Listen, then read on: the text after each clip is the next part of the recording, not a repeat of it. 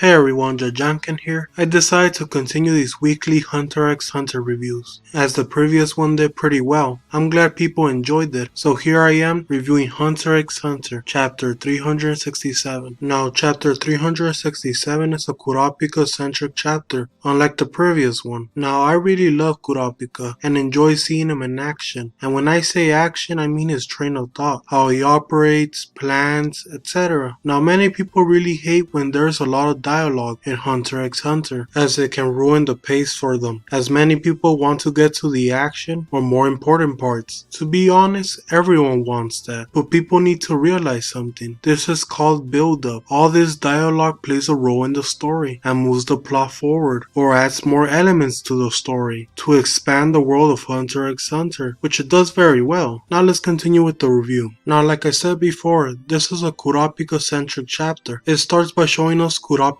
dilemma, being surrounded by other bodyguards, and Benjamin's soldier, and Tupepa's bodyguard is going to show up soon as well. As we saw before, Kurapika is stuck in a forced Emperor time. It's going to be hard for Queen Oito to use the Nan ability granted by Kurapika, as there are no bugs to take control of, as they are in the top floors of the boat, which is very hard to find. So after looking for a bug to take control of, the bodyguards start suspecting them to do something with Nan, as they've been told with Nan it allows them to see things they usually wouldn't be able to see. After a while, Tupepa's bodyguard shows up and Kurapika plans on taking him to the back room to explain Nan to him as a deal, but also to investigate the other rooms to find a bug. Now, something I like about Togashi is that he does a good job showcasing Kurapika's intelligence and quickness to think of solutions, and how Kurapika maintains his composure in this dire situation. This reminds me of the York New York in some elements, which is very nice. So in the next panel, Kurapika tells the bodyguards that he is going to explain Nan to Tupepa's bodyguard as a deal to be at peace between them. But Benjamin's soldier, Bobby Mina, not gonna lie, don't know how to say his name, so don't get mad. So the bodyguard or the soldier, he tells Kurapika that Queen Oito and the prince should be present in the explanation, as it's his duty to protect the queen and acquire information, and tells Kurapika to have the discussion in this room instead of moving on to another room. Now, to tell you the truth, I really didn't expect much from this new bodyguard or soldier, but so far he has been shown to be very rational and a huge wow for Kurapika. He is actually starting to grow on me. Hopefully Togashi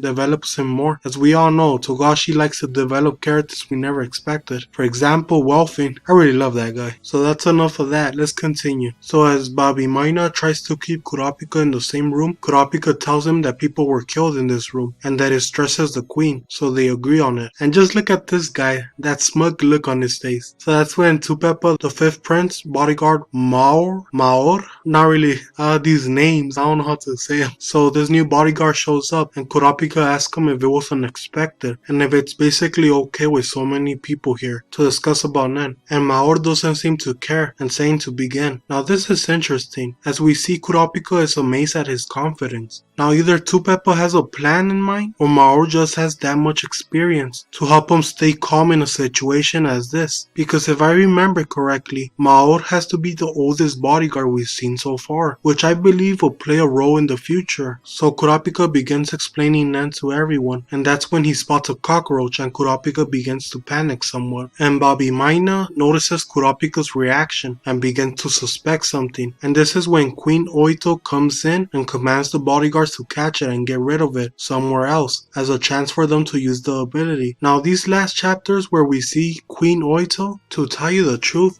I'm amazed as to how Togashi has been developing her as a character and making her valuable to the arc. Seeing her maintain her composure to come up with a plan to use the ability and bringing Kurapika back to his senses as he was panicking, this was a nice little twist as the roles are reversed. Kurapika panicking and the queen maintaining her composure. An amazing way to show just how much the queen has grown in a few chapters compared to the beginning where she was scared and lost composure all the time time and didn't know what to do.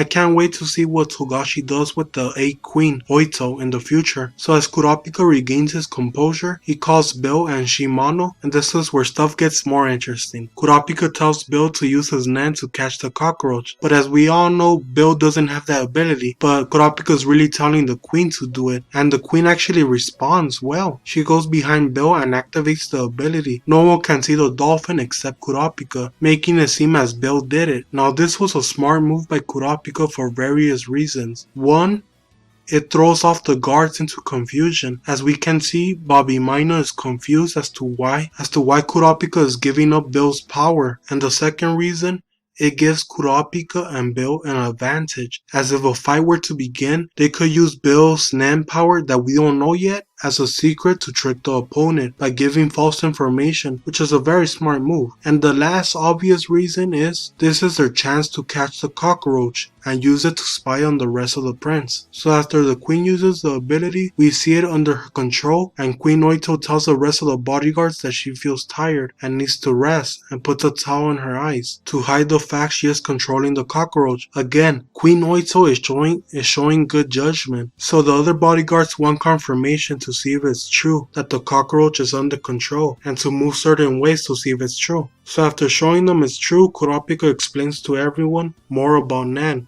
telling them it will take up to 2 weeks for them to learn the basics. And in a panel we see Bill putting the cockroach into the exhaust port for the queen to spy on the other prince. And so Kurapika tells everyone that he's willing to teach them all Nen, but with a condition. And the condition is, they will tell every prince and ask him to participate. Now this was the smartest move on Kurapika's part, to teach everyone Nen, to reach a stalemate with everyone, and to get closer to the 4th prince, Sarendich, and to get more information on every prince. For example, if some prince refuses Kurapika's offer, Kurapika can learn if they already know about Nen, giving him another advantage, and Kurapika can potentially befriend other princes with the promise of protecting them. For example, the youngest prince, the ones who are pretty much young, and teaching them Nen, especially since most of the lower guards have at least one of his hunter friends, like Bisky, Basho, his master, Melody, giving Kurapika more advantage as they can advise the prince they are protecting to come. Kurapika is killing 4 birds with 1 stone,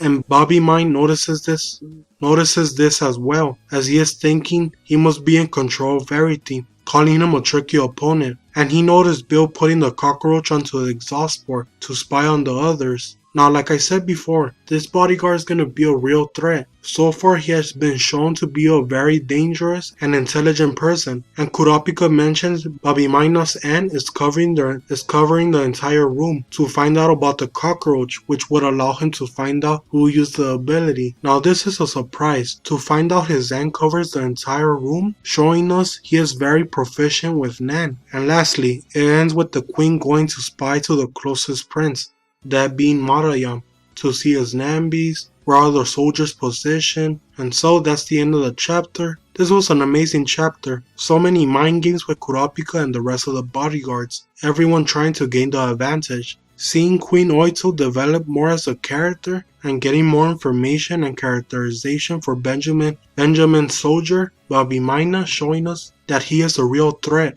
unlike the other soldier, showing us he is more rational and proficient in Nen, giving more tension to the story. So I hope you enjoyed this video, as they are fun to talk about. Have a great day.